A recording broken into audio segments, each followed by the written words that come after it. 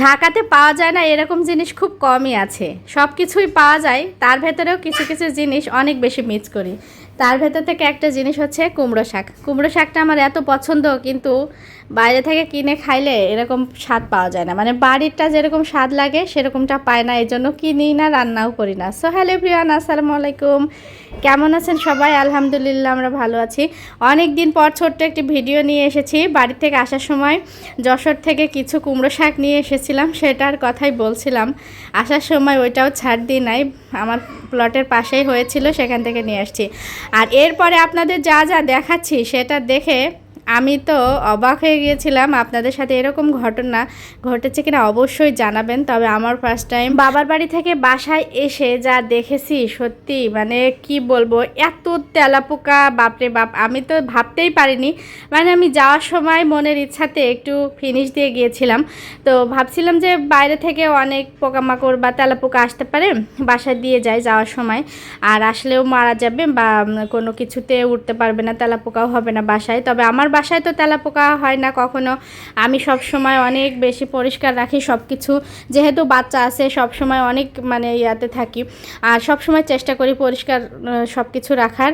তো এই জন্য তেলাপোকাটা কখনো হয় না, কিন্তু আমি এসে দেখে আমার তো মাথা ঘুরিয়ে গেছে। এই তেলাপোকাগুলো কোথা থেকে আসছে আমি আসলেই জানি না, মনে হয় বাইরে থেকে। তো ভালোই করছিলাম আসলে, তেলাপোকার ওষুধটা দিয়ে আমার অনেক উপকার হয়েছে। আপনারাও ট্রাই করবেন, কোথাও যাওয়ার আগে বাসায় ফিনিশ দিয়ে রেখে যাবেন, তখন দেখবেন আসলে দিনের বেলায় তো দেখা যায় না, রাতের বেলায় ঠিকই তেলাপোকা ঘুরে।